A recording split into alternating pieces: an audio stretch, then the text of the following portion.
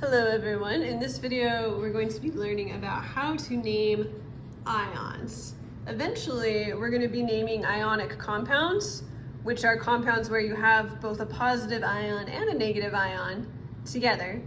But for now, we're just going to learn the rules for cations, which are positive ions, and anions, which are negative ions. So we'll just learn those separately. And just as a reminder, we've talked about ions a couple times before. But ions are atoms that have gained or lost electrons. And you can remember cations are positive ions that are formed when metals lose electrons.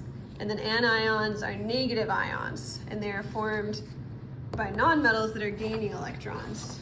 So remember, the reason that the atoms are losing or gaining electrons is because they want to have a full valence energy level or valence shell. So for example, oxygen has 6 valence electrons, it needs 2 more to get 8, so it becomes a -2 ion. Whereas sodium has 1 valence electron, so it's going to lose that valence electron to become a +1 ion. So let's talk about the rules for naming. We're going to start with cations, which are again the positive ions. And the first rule is for what we call main group cations. I will show you where those are on the periodic table.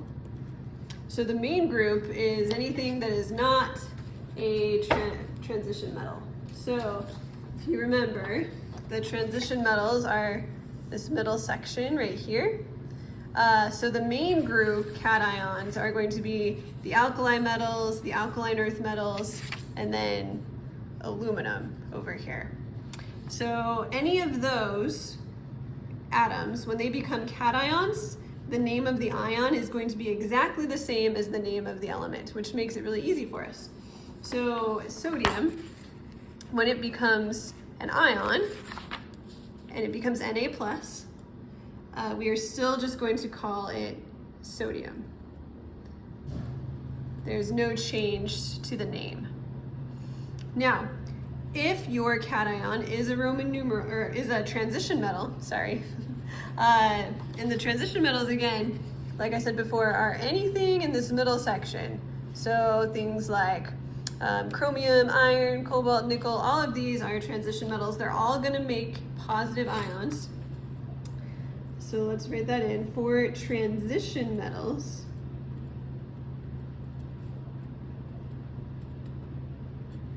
you're going to write the name of the charge in Roman numerals. And that is because these ions often can have more than one charge. For example, iron can have either a +2 charge or a +3 charge. So if it has a +2 charge, we're going to name it iron 2. And we show the 2 by putting a Roman numeral 2 in parentheses. And then if it's got a +3 charge, we're going to call it iron 3. All right, so those are our 2 rules for naming cations. Just to recap, if they're not transition metals, the name is just the same name as the neutral element. If they are transition metals, you just add a Roman numeral that tells the charge to the end of the name of the element. All right, now there are 2 rules for anions. So for anions that are single elements, so just elements from the periodic table, you are going to add the ending "ide," so I'm going to write a dash, and then IDE to the end of the name. So neutral Cl is called chlorine, we can see on the periodic table, but when it becomes an ion, we're going to change the INE to an IDE, so it's going to become chloride. So this is why salt is called sodium chloride and not sodium chlorine, because it is made of sodium and chlorine ions. So Cl- would be chloride. A neutral S is sulfur, but sulfur that has gained 2 electrons and become negative is going to be called sulfide.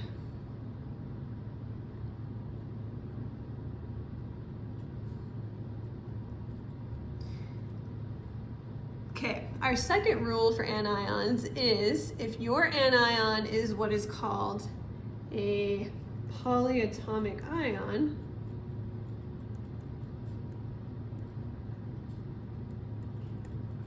you're going to need to find the name on a chart. And I have a chart in the notes, and hopefully it's on the page right next to this one. But it looks like this. So this is all of our polyatomic ions. Polyatomic ions are ions that are made of more than one type of element. So poly means many. So these are ions made of many atoms. One of them is positive. That one positive polyatomic ion is called ammonium, but the rest of them are all negative ions. A lot of them are -1, some are -2, and then we have phosphate that is -3. So if you have one of these ions, you just look up its name. You don't need to memorize these. I will give this to you whenever we're doing anything with polyatomic ions on tests or quizzes, but you do need to be familiar with this chart. It's really helpful to notice that a lot of these polyatomic ions end in "ite" or "ate." So anytime you see something like carbonate or sulfate, we're probably talking about a polyatomic ion. So let's look at a couple of examples. SO4 2-. So this is an ion that has more than one type of element. It's got sulfur and oxygen. So to figure out its name, we would need to look it up on this chart. Here we see SO4 2- is called sulfate.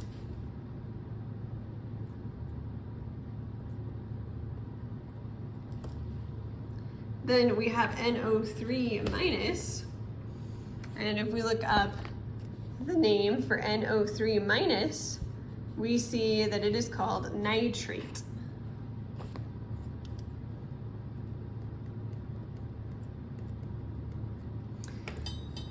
All right, so those are our rules for anions. Again, if it's not a polyatomic ion, just change the end of the name to "ide." If it is a polyatomic ion, just look up the name on the chart, and then you don't need to change the ending of the polyatomic ion's name. You just leave it the way it is. Let's do a couple more practices, just of some different ions. So, as we go through these, we first need to figure out, are they cations or anions? So Mg2+ is a positive ion, which means it is a cation.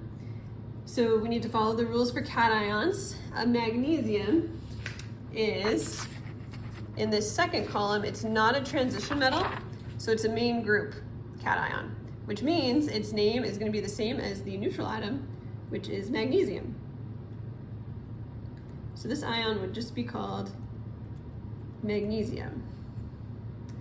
Okay, F-, that is an anion, and it's just fluorine.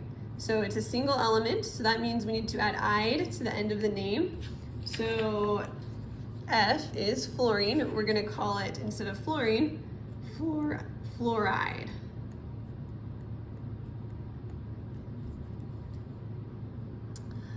All right, next one we have Cu+. So it's a cation. Cu is copper, which is a transition metal. It's in this middle section. So in addition to just naming it copper, we also need to put the charge of the copper in Roman numerals in parentheses after the name of the element. So this will be copper 1. And then finally we have ClO2-. So this is an anion, and it has more than one type of element. It's got chlorine and oxygen. So that means it's going to be on our polyatomic ion chart. And sure enough, here we can see ClO2- is chlorite. Not chloride, but chlorite.